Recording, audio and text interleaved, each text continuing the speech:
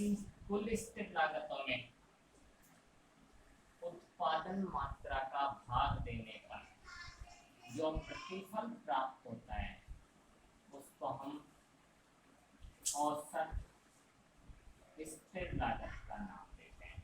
इसका फार्मूला है AFC is equal to TFC बटे Q। ये लागतें उत्पादन की मात्रा के विपरीत दिशा में परिवर्तित होती हैं, अर्थात उत्पादन बढ़ने के साथ साथ ये घटती जाती है। लेकिन क्योंकि टीएफसी फिक्स कॉस्ट है, इसमें उत्पादन मात्रा बढ़ने के साथ साथ जैसे जैसे हम उत्पादन मात्रा बढ़ाते जाते हैं ये लागतें घटती तो हैं, लेकिन ये लागतें कभी शून्य नहीं होती है। इसलिए इन लागतों का आकार आयताकार अति परवलय यानी रेक्टेंगुलर हाइपरबोला जैसा होता है। इसे हम तालिका और चित्र के माध्यम से भी समझा सकते हैं। माना एक टेबल है हमारी, इसमें हम उत्पादन मात्रा 0 से लेके चलते हैं, कितने भी इकाई दे लो, जैसे हमने 0 से 5 इकाई दी और टीएफसी हमारी फिक्स कॉस्ट को शो कर रही है। माना हमने टीएफसी 10 रुपीज मान ली है।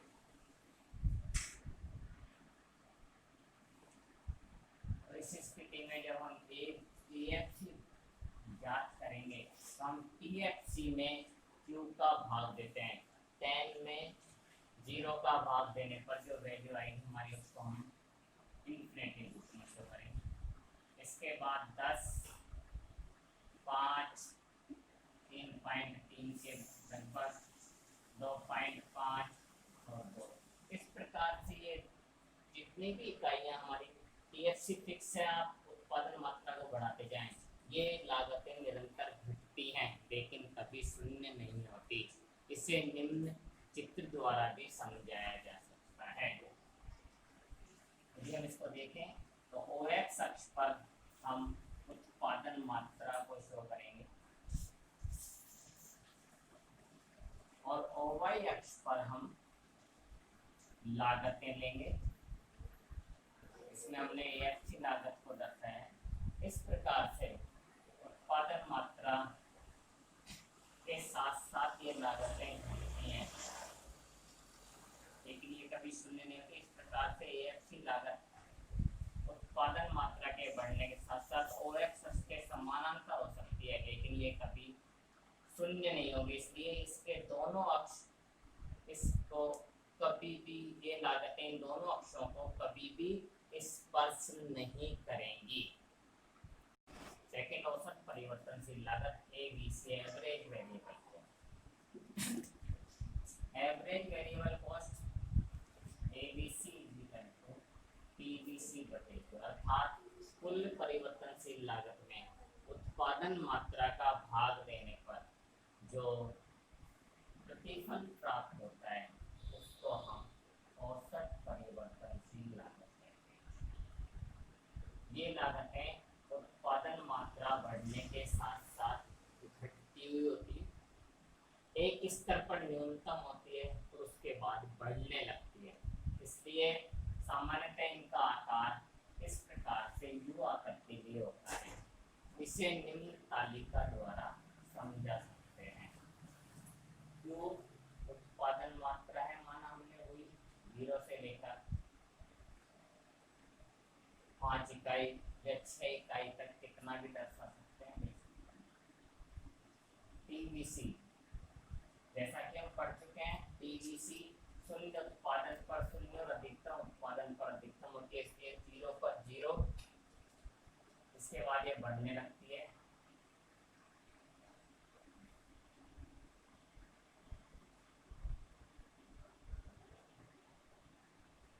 प्रारंभ में ये बढ़ती है घटती दर से और उसके बाद में बढ़ती है बढ़ती दर से। इस प्रकार से भी हम ABC को ज्ञात करें तो जैसा कि फार्मूला बता चुके हैं, ABC is equal to TVC बटे Q। और TVC से हम ABC ज्ञात करेंगे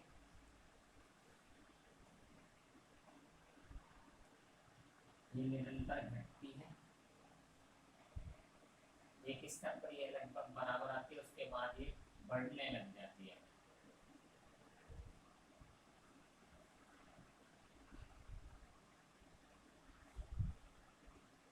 इस प्रकार यदि हम इसका रेखा चित्र समझें तो OX अक्ष पर हम उत्पादन मात्रा को दर्शाते हैं और OY अक्ष पर एवरेज वेरिएबल कॉस्ट, औसत परिवर्तनशील लागत को शो करेंगे। तो ग्राफ पर यदि हम इसको प्रदर्शित करें तो ये इस प्रकार की स्थिति दी है। प्रारंभ में घटती है उत्पादन मात्रा बढ़ने के साथ साथ, एक स्तर पर ये न्यूनतम आती है, उसके बाद ये बढ़ने लग जाती है। इस प्रकार सामान्यतः इसका जो आकार होता है, आकृति जो होती है इसकी, वो अंग्रेजी के यू अक्षर की जैसी होती है।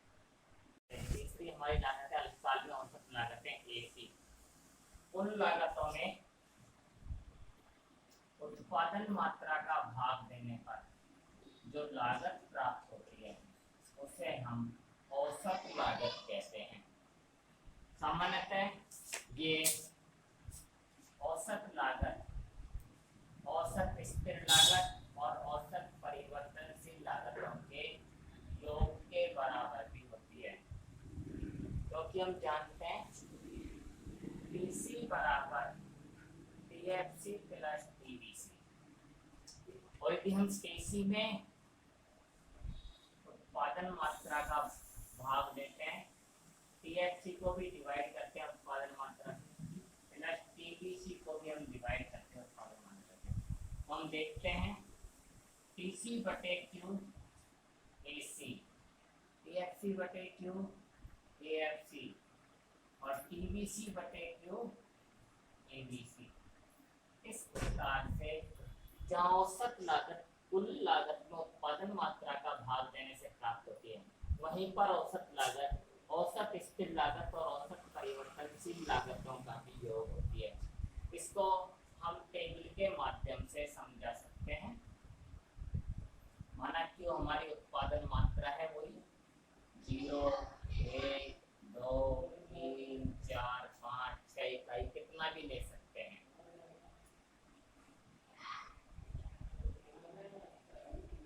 TC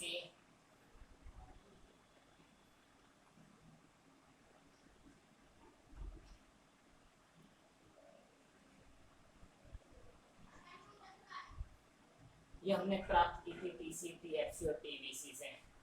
अब यदि हम AC ज्ञात करें तो 0 में 10 पे लेस कर सकते हो,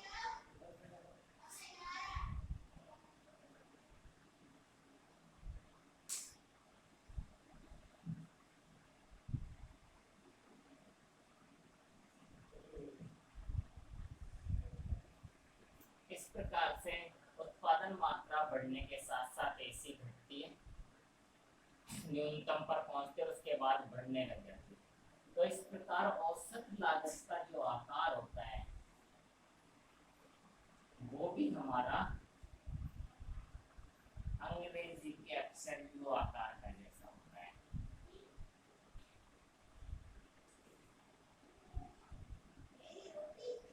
तो ये प्रारंभ में एक बिंदु से घटती हुई है, न्यूनतम पर पहुंचती है और उसके बाद बढ़ जाती है। यदि हम ग्राफ पर इसको दर्शाएं तो ये इस प्रकार का